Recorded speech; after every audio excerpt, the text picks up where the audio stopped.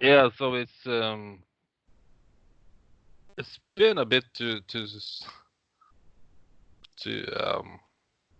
to handle, and of course, to reduce mindfulness. I've been overcome with the cravings and snacks and eating, and it's really strange.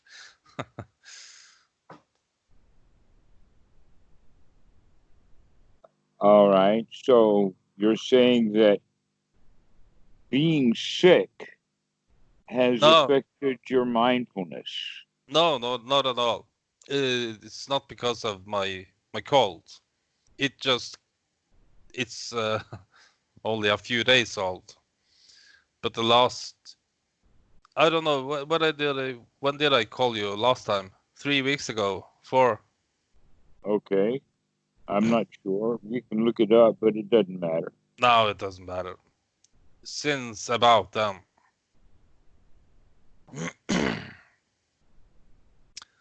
And so just and so what had happened then if it wasn't that you had gotten sick? What No, it was a, a reaction to what? I'm not sure, but it did happen. It's like it used to, kind of like it used to be when I've had some kind of peak Mhm. investigative experience or period. It's usually this recline down to the bottom and perhaps a little bit lower. Uh, Okay. Sluggishness, tiredness, this fever, gut feeling, a That's why I large, equated it large. with the cold of being sick, okay, but a feverish uh hot feeling in the gut. No, That, it's not a fever. It's just I would place it as a fever kind of feeling because it's not anxiety feeling. It's just like a ball of energy. And of course, pretty would you major. call it a ball of yuck or almost a hole, almost like uh, but there's pressure in the sensations of pressure and tension are slight, but they're there. Imagine having a ball of plutonium, sticking into the gut and feeling the radiation Okay. decay. Kind of like, I don't know how that feels, but I can imagine how it might have been feeling. Well, what I would say is that the bodily feelings and sensations that are normally associated with unpleasant or unhappy feelings that generally come out of the from the orders of the reptilian brain and affects actually the blood pressure, all kinds of things are associated and affected by that. Yeah, coincidentally, I've had some pretty major mood swings. Okay.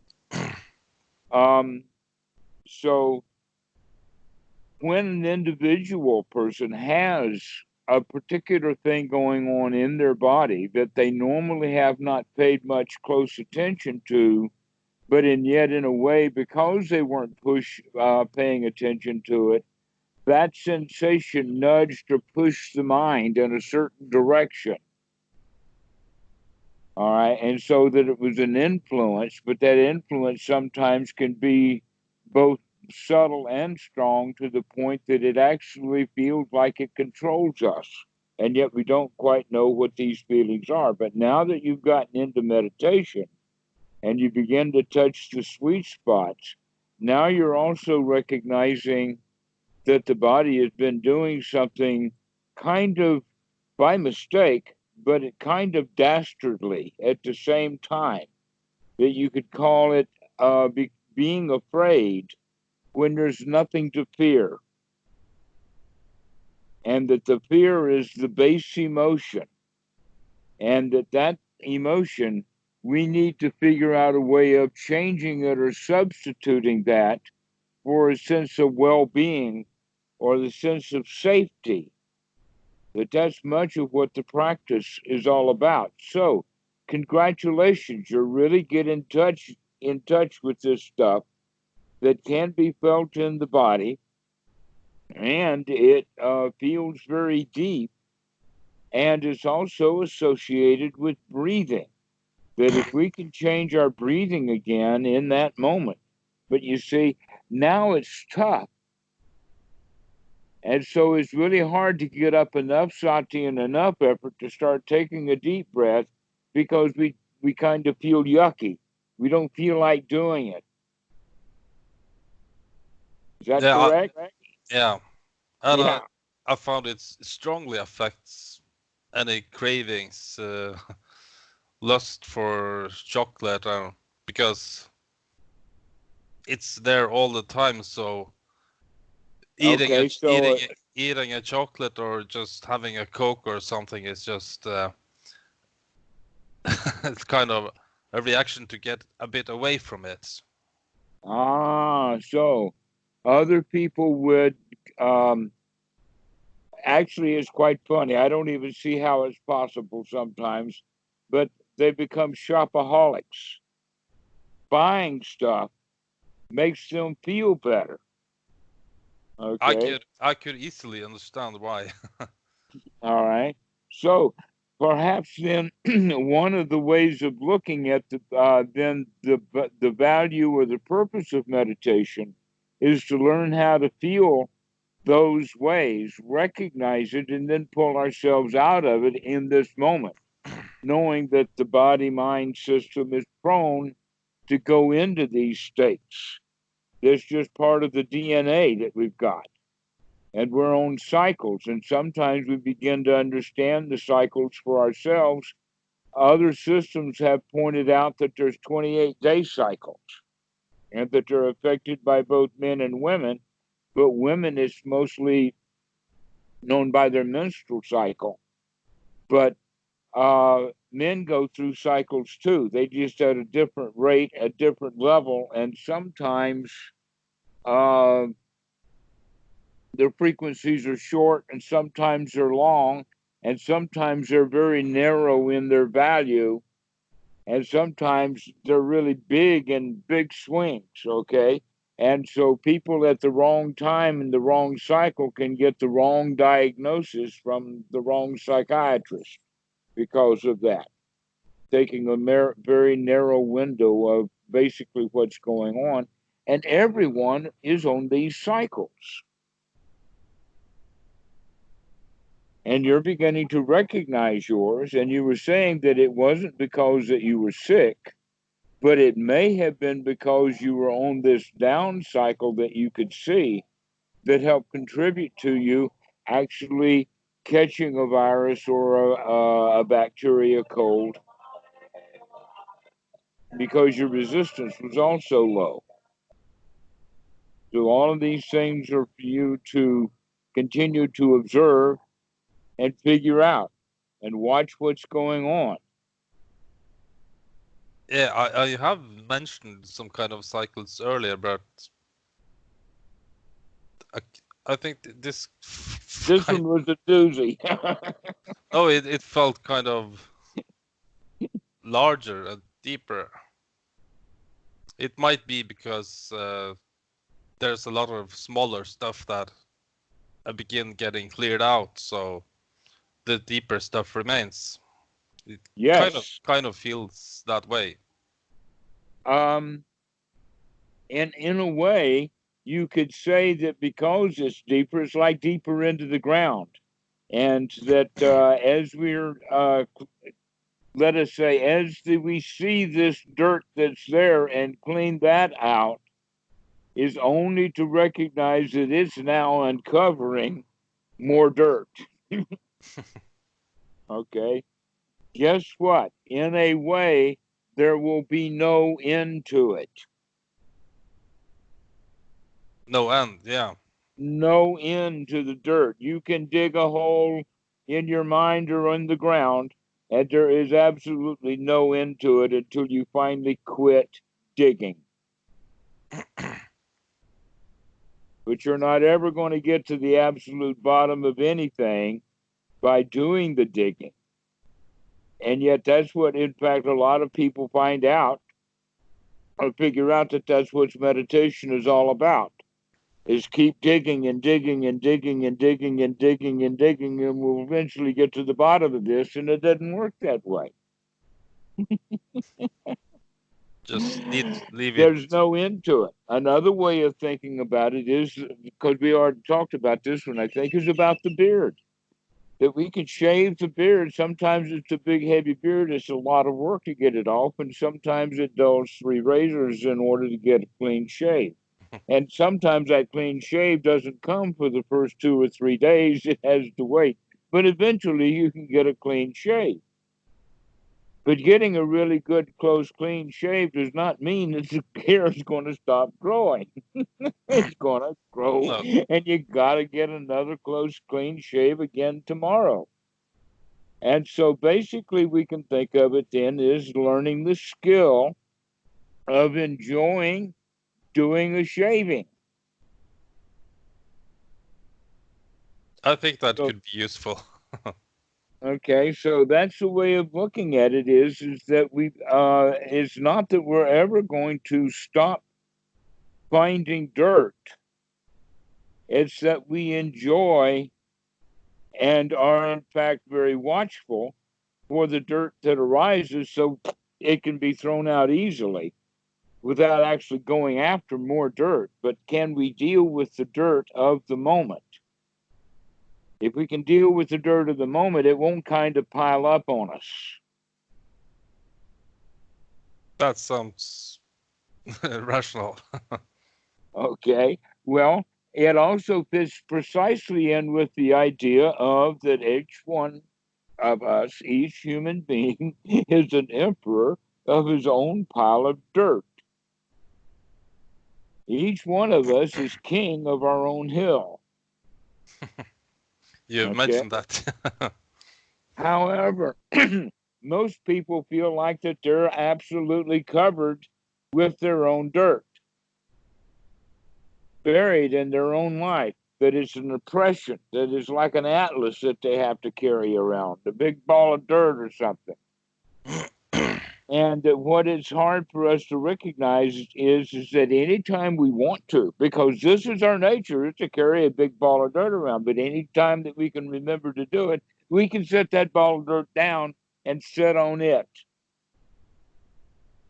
You can become the emperor on top of your own pile of dirt, whether it's in the shape, in the mind of a ball, or just a mound of dirt, whatever you can think of it as. We're still in charge here.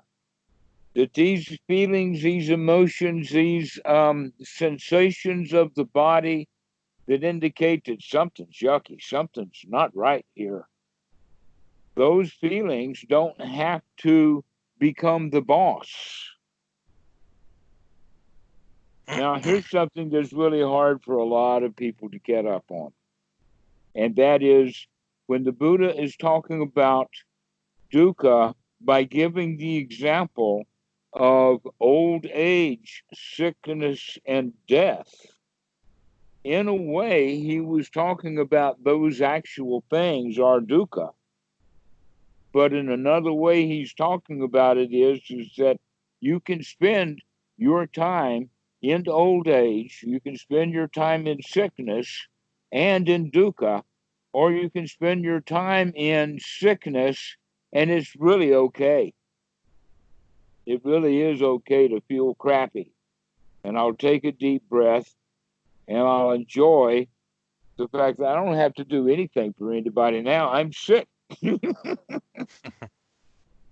Poor me, and I can feel bad and all of that kind of stuff. But we can do it with humor because we know that that state is also temporary. And if it wasn't, then it must not be just merely being sick. If it stays, then it's got to have something to do with old age. Okay, so everybody will be very lucky if they get really old and really sick.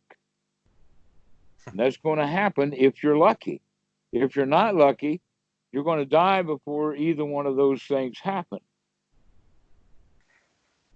But if you are lucky and you can endure sickness and you can endure happily your old age, you can spend 2/3 of your life as an old man. And that's better than getting to the point of being an old man and then die, because that's what happens on a regular basis. But you have a choice about living old. And so these cycles that you're going through as a young man are just indications of what it's going to be like when you do get old. I can imagine. Right? You can. Not only imagine, you've been experiencing it. Yeah. And so we're kind of looking at, this is what life is going to be like. Can I now get my mindfulness up to the level that it actually needs to be to take me not through the easy times, but through the rough times?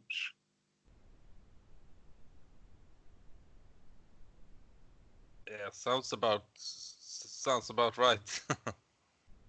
And so this is in a way of what we're talking about as between practice is just being able to get up to that level. And then performance means that we can kind of maintain that level, but we have to really work at it. And that at times like this, it does take us down, but guess what? We're back up. We can come back up. That just because I went through a bad spell doesn't mean that it's going to stay a bad spell. And even if it does, I'll take care of it. I can handle it. I've found it's very good practice ground. Yes, in fact, that's another way of looking at it, is feeling like crap is a really, really good meditation object. So that you can begin to enjoy even the fact that you feel like crap. That's good too.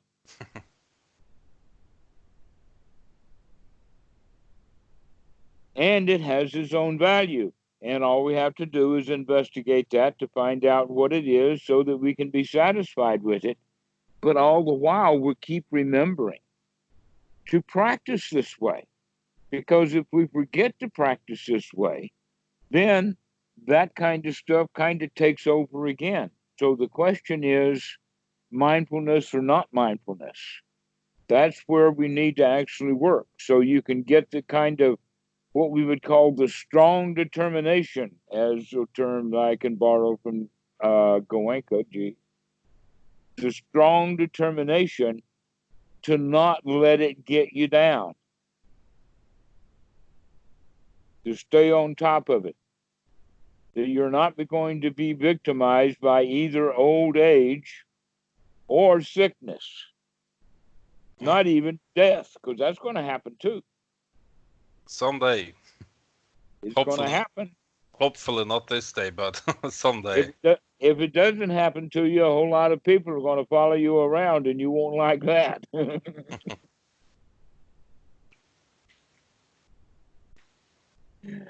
So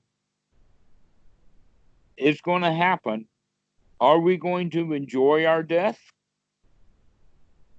In other words, is it going to happen by accident? Is it going to be a loss, or is it going to be welcomed? How are we going to feel about death? Well, we can practice that by feeling sick. Sick is a good time because we do equate sick with death. People just don't up and die generally. They either get sick first because they got shot or poisoned or something, but the body gets sick and then we die. Death is the ultimate sickness. Right. So if you get a little bit sick, you can say, all right, this is a good time to practice dying. because I've got all the equipment I need right now to do it.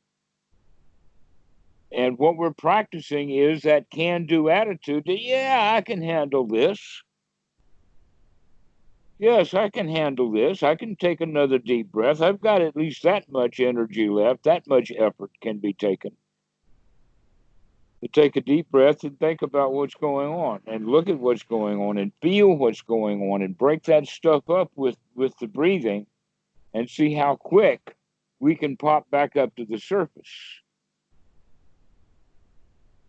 And if you don't, then keep practicing rather than forgetting about it and stay drowned. Just keep practicing to come back up, take a deep breath, enjoy the moment. I did notice that my cold didn't bother me much. It's like, oh yeah, my lungs feels like shit, and my nose is stuffed. That's so what? It is what it is. That's a good way of looking at it. And I used to be the whiner queen. Oh, I'm so sick. Oh, I feel terrible. It's so I'm so I need pity. So that's a good thing, I guess. Probably um partly because of this long-lasting shit I've been dealing with. So Well, here's another way to look at it from the position or the lens of Paticca Samuppada. And that is that the feelings of the body, the feelings of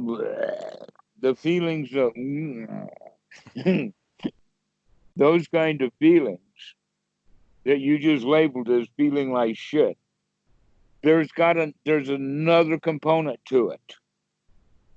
And that other component is an important point to see. And that is that not only does the body feel like shit, but you do not like it. That the body feels like crap. Okay? And if you can see that wisely, you can do something about it. But if you're unwise about it, according to Bhikkhu Buddhadasa, when we have feelings that are ignorant, which we don't see exactly what's going on, that will lead us into grasping and clinging. In other words, I've got it. What have I got? I want out of this sickness. I don't like it and I want out. And now we're stuck into wanting something that we can't have, and we cannot wish ourselves out of this state, but we can change our attitude to it so that it don't matter. Or better still, as an opportunity. And at that level, what we're doing is that we're seeing that the body feels like crap, but it's an opportunity to practice. That's changing the feeling. Let me look at that. Let me see what the body feels like when it actually feels this way. Let's do this. Let's go find out where I feel worst. Do I feel worst in the chest? Do I feel worse in the gut? Where is it that I feel bad? Is there a hierarchy? If I look at the belly, does the chest feel bad? And if I look at the chest, the belly feels bad? That's another possibility. So now we begin to go on an examination of the body to experience the whole body, but now we're experiencing it in a way where we've got actually something to experience, and that is these sensations that are associated with being sick or down or low energy, or here's a word for you, gut wrenching, because that's exactly what you're talking about, I think. Something gut wrenching has happened, and now here we are sitting here with a wrenched gut. And how do we deal with it is not how we got a wrenched gut, but rather how do we deal with it in this present moment? What's my attitude towards having just gotten wounded with these feelings that I'm experiencing here or here? And one of the ways that we can deal with it directly is by breathing into that area. Let's fill that whole area with air and then let it out so that we begin to exchange things that are going in there. So the breathing is really an important part. But there's another way of looking at it in that regard of within the context of Paticca Samuppada and working with it at the level of feelings is by looking at those feelings as you probably heard the word Mara. Mara means kind of devil or the world or the crap, whatever like that. And that Mara's got 3 daughters. Well, guess what? The 3 daughters that Mara has are the 3 things that create suffering. The 3 daughters of Mara are Lobha, Moha, Dosa. And in that regard, what's going on is I've got feelings and I don't like them. And so what we now can do is begin to go back to what the Buddha did when he first became enlightened. He used this and he continued to use it in the sense of, aha, I see you, Mara. And so with you, that's also the case. If it's a feeling right here, you can say, aha, I see you, Mara. Now you're in the belly. Or now you're in the chest. Or now you're in the mouth. Yeah. Come in for tea. Come join me. Come join, right, exactly. Open the door. But the point is that because you can see the Mara, because you can see whatever it is, the dukkha, or the cause of the dukkha, that which creates the feeling of I don't like it. Once we can see that connection, that it's the body that feels bad, and this thing about the feeling of I don't like it, those 2 things in combination is what creates the bigger problem. Yeah. If you can change the way that you feel about it, and like you said, come on in, let's take a look, let's sit down and examine things, let's figure out what's going on.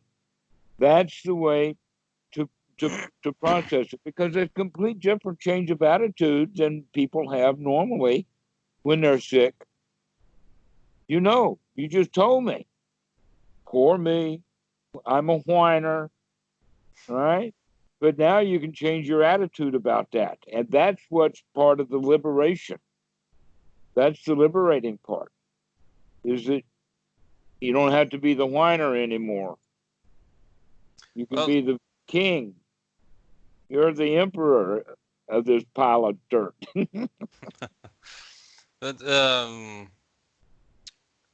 lately,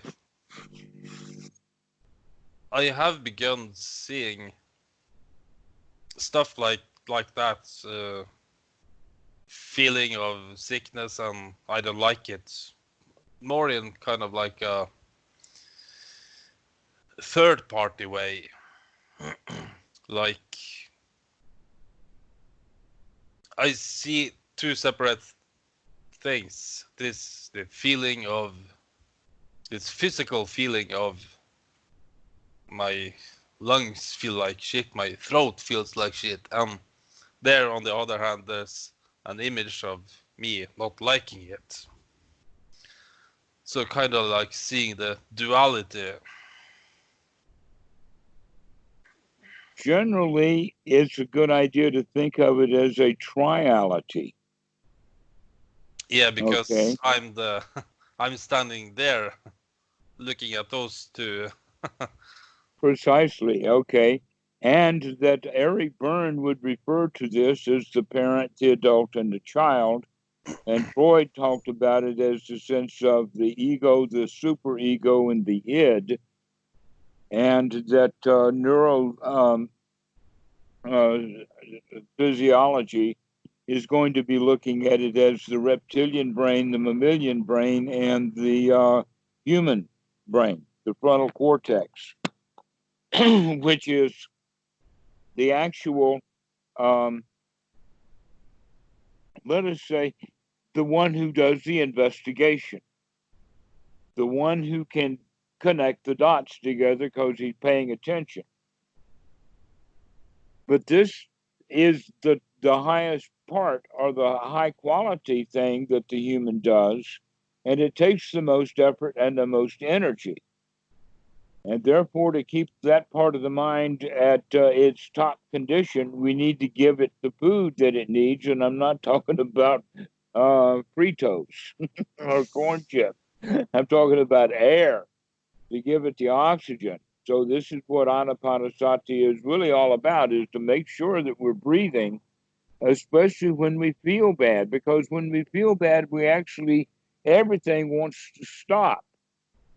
Yeah. That's part of the reptilian brain. Everything wants to stop, and yet there is this set of rules that we have that's coming from the superego, or the mammalian part of the brain, that's actually telling us, get up, you're not sick, or something like that. Another version of that would be, oh, poor dear, oh, it's so bad that you feel so bad. But there's that other quality that we have that's in dialogue with the bad feeling, which would be then the id, or the child, is the one who experiences the bad. But this feeling bad about it is based upon a set of rules coming out of the superego. And if we can wake this frontal cortex up to see what's going on, that's the sati. That's when we begin to actually experience this dialogue that's going on. And that's when the third one comes into play, and he's actually the boss. He is the boss. He's the frontal cortex. He runs this machine. He just takes too many naps. And we have to keep waking him up. Wakey, wakey. That's what sati is really all about, is to begin to experience what these other two parts of the mind are doing, which can be, let us say, easily referred to as thinking and feeling. And we get into this thinking-feeling dialogue. And so one of the qualities of Anapanasati is, first off, begin to separate feelings from thoughts, and see that one is one and one's the other. But the Buddha didn't have a clue that these things are actually coming out of two different parts of the brain. No. He didn't know that, but they know it now, and I find that completely fascinating. But that dialogue between thoughts and feelings, or between our attachments to the way things should be, our rites, rules, rituals, all of that kind of stuff, is actually the superego stored as language and concepts. And that those things affect the way that we feel. And so they got into a battle or a war over something or another, and the frontal cortex wasn't paying much attention to it until now it's battle royal, and now the wake-up call. How do we get these parent and child separated? The answer is, pardon? I would guess by learning the language they are communicating in. Actually, no, that's irrelevant. They don't communicate. That's the biggest problem of all, is they don't even speak the same language. Okay. One speaks the language of words and concepts, and the other one tries to communicate feeling and experience. Okay, so what is the way to do it is to get the verbal part of the mind quiet, or at least giving something that's useful, valuable, and wholesome to do. And this is why we recommend to the meditator to start to cultivate having good, wholesome thoughts. And what are the kind of wholesome thoughts that we'd want to have would be thoughts of the Dhamma, thoughts about the moment, thoughts about the distinctions and the discoveries of dukkha. And in that regard, you can also think of the kind of thoughts that we want to have are going to be investigation kind of thoughts. Let's get in there, figure out what's going on. Another kind of thought would be, we can do this. This is actually fun. It's a brand new game I had. You should sell Well, it in a box. It's called the Game of Me. well, I don't really think in words like that, but I understand. I can think in the concept of it. Mm-hmm. Okay. Well, I'm just trying to give an indication, but that's right. The concept may not exactly fit, but the conveyed meaning is what's important anyway. Yeah, So uh, this way of then uh, getting on top of our pile of dirt sometimes is easier, and sometimes it's not so easy to do. Whether it's easy or not easy to do depends upon how much effort that it's going to take. And generally, we want to get to the point that it just hardly ever takes much effort at all. But sometimes it does take more effort. And the more effort would be, how deeply buried did I put myself before I recognized that I was covering myself with dirt? In other words, how much dirt do I have to climb out of? But almost always it has to do with taking out the dirt that you see right now.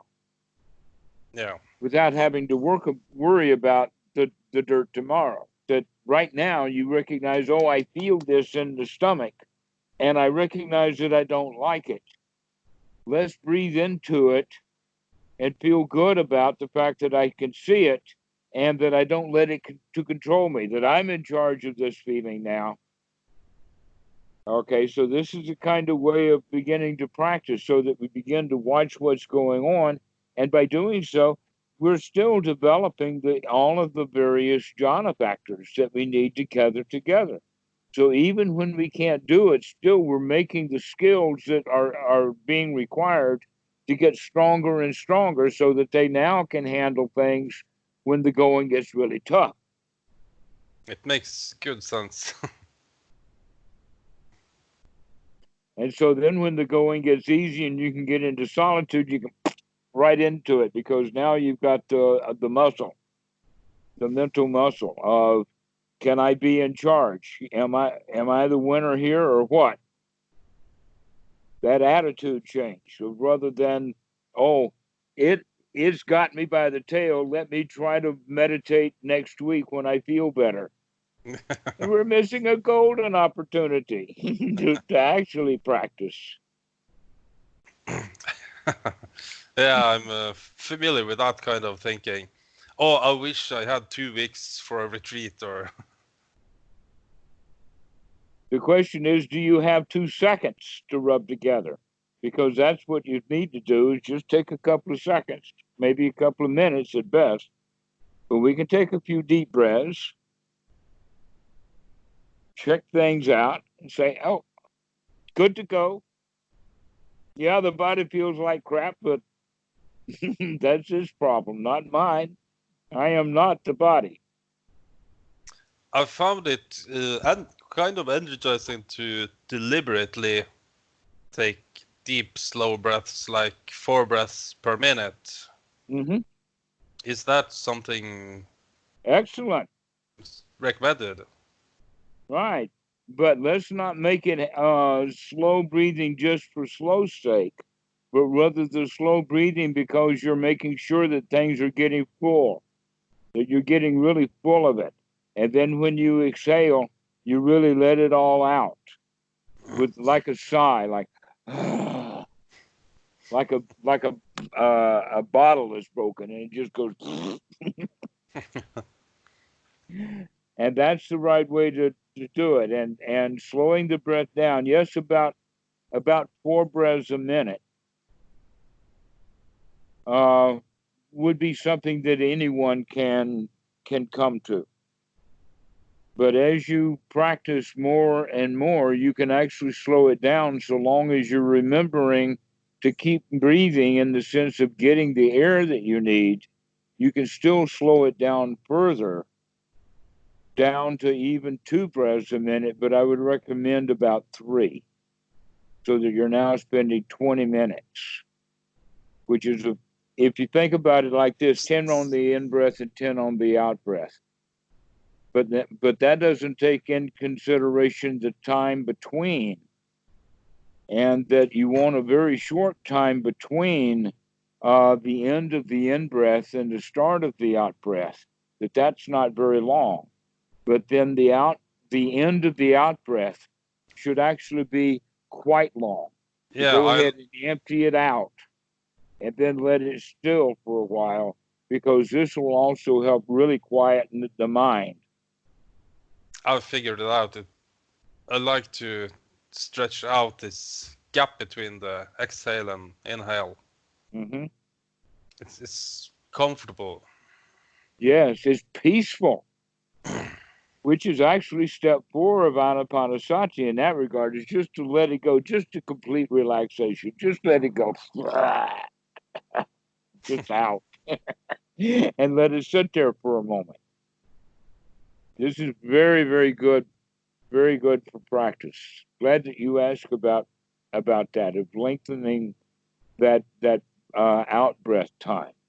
And so getting that feeling going is much more important than what the watch or the clock says. Yeah, I suppose that over time, with the conscious slow breathing, it will affect the autonomous nervous system, leading to automatic slow breathing, I suppose. Yes, it does. That, let's put it this way. The normal breathing is as much, or generally they say, is 20 breaths a minute. I would feel like I was a panting dog at that rate. Yeah.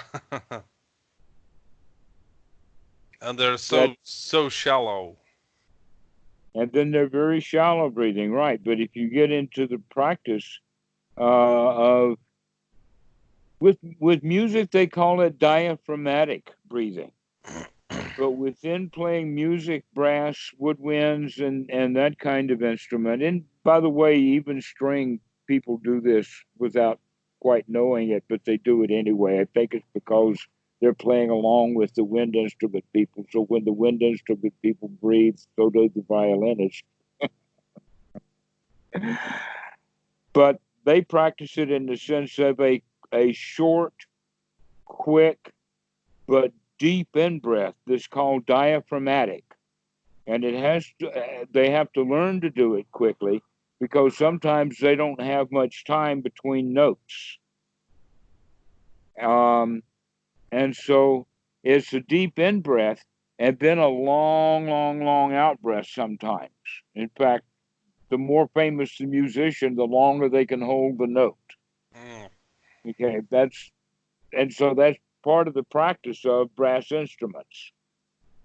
But once you're out of there, then it's hard to get the body to not take an in breath on that next breath. If you hold a note for a long time, like you're going 45, 50 seconds on a note, then the body really wants to take an in breath.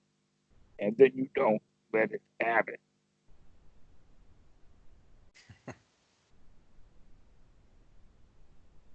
And so I'm actually practicing with you what we're talking about, is just to don't let the body have that breath. Can you hold your breath for just a little longer? So and that's how you begin to lengthen it. To where with the music you want to breathe out as long as you can and then stop and then take a very quick deep breath in breath again. So in a way, is kind of backwards, but it's still the same kind of skills. And so learning to breathe correctly, if you've learned to breathe in order to play a musical instrument, turning that around is very easy. But the right thing is to get the right instructions. Oh, this is what we've got to do. We do want to lengthen the breath, but we still want to do it with a full body of breath. We're not starving the body at all for breath. And this is why it's talked about it's the long breath. But the beginners should take that long, deep breath, and it's naturally going to be longer and slower than their normal breathing, even if they're not even paying attention to it. Just paying attention to the fact that you're breathing deeply, and guess what? You automatically then start breathing at a slower pace, which then begins to lengthen. And now you can actually put some intention into it and get it to be very long. But it's never going to be a shallow breath. It's always going to be a very deep breath. Yeah, you're right about that. So this matches with your experimentation all along, huh? Very interesting. I didn't invent this stuff. But I've been a lot of different places and heard a lot of different teachers talking about it, and this is what they're talking about. This is in fact pranayama yoga.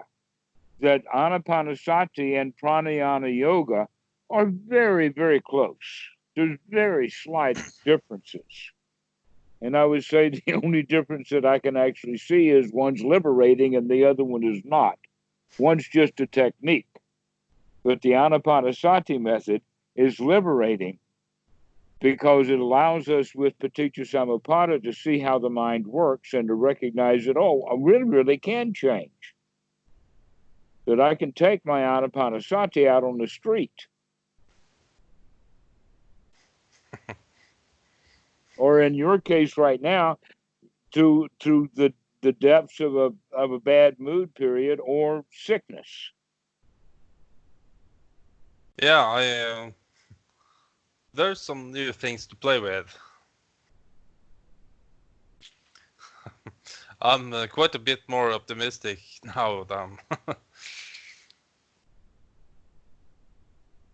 earlier. That's great. Yes, optimism.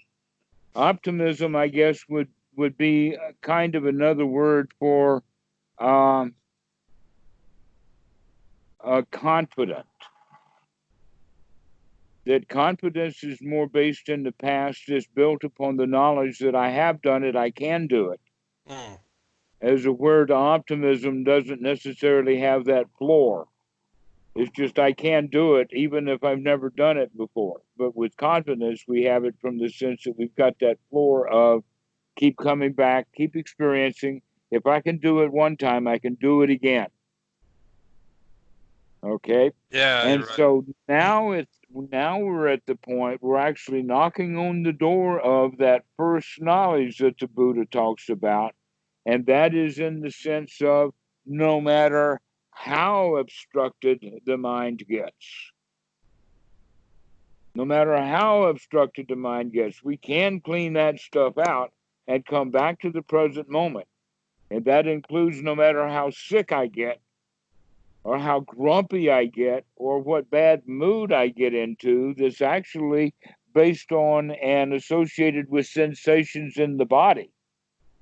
That no matter how messed up I get in the mind, I can wake up. And when I do wake up, I can throw that stuff out.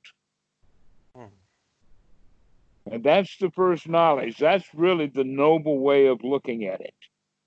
This is the first knowledge that is noble, super mundane, a factor of the path, and not had by ordinary people. It takes a while for people to get the confidence that, yeah, I can do it, even at the toughest day.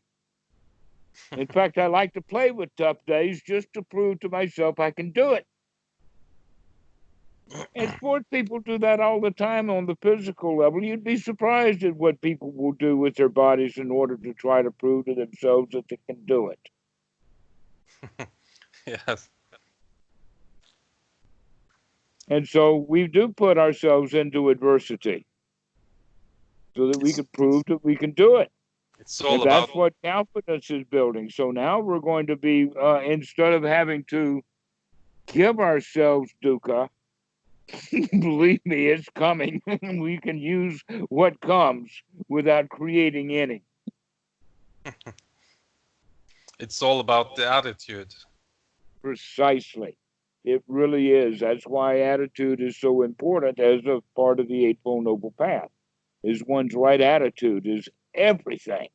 But one cannot, if you have the wrong attitude, one cannot generate the right attitude, the right noble attitude, without these other helpers, which would be right sati, to remember to practice. Number two, to practice correctly in the sense of the right effort that it takes to gladden the mind and to put ourselves into a state of confidence so that we can see over and over again. And that's when that attitude really grows into a state of uh, fruition that every student will enjoy for a short time until they hit one of these cycles that you're talking about, and then down they go again.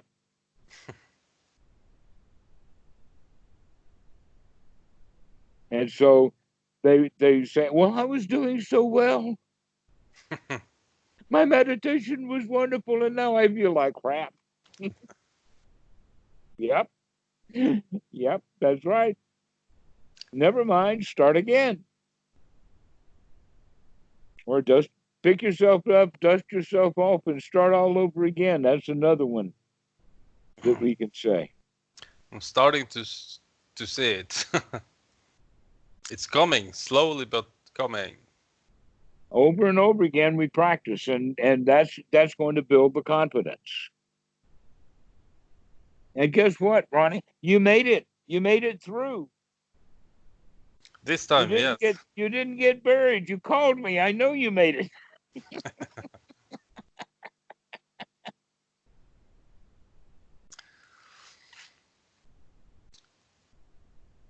Oh, I'm almost beginning to look forward to the next down period, just to have something to work with.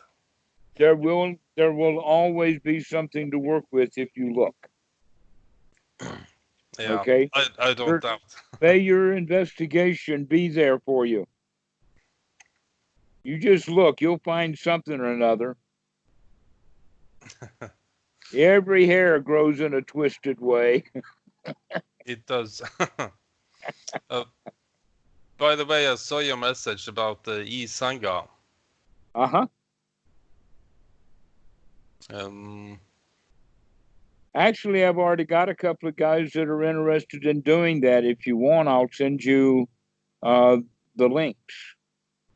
On email or the Skype. No, the Skype, the Skype link for chats, because we can do most of it on Skype until we move it over to the Sangha.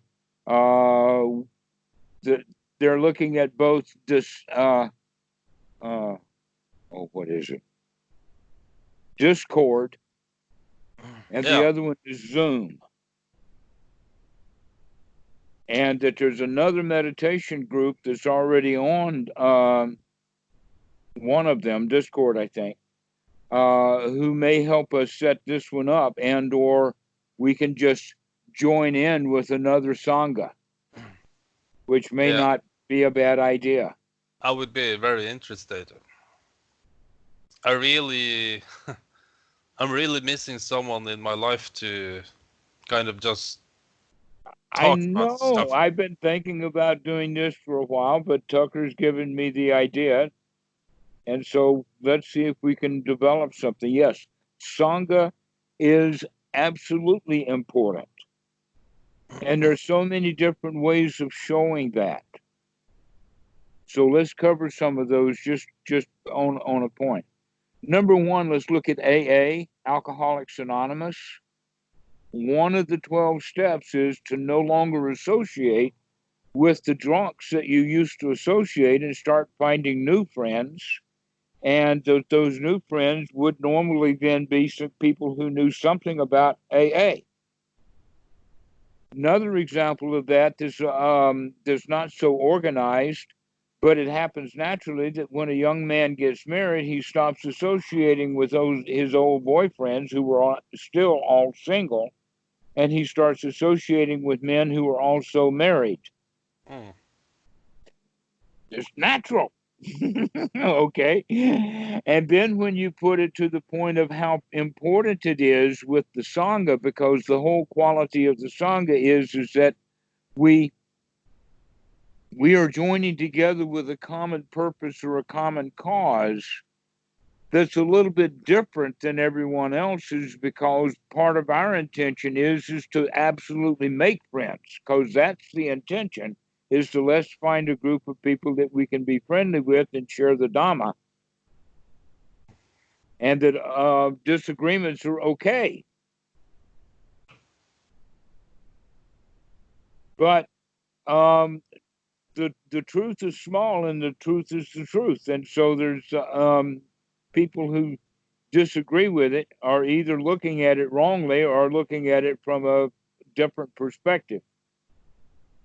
But in any case, the whole idea of the Sangha, this is what uh, the Buddha actually started, in the sense of let's find a, a, a group of hobos that can go live happily in the woods together.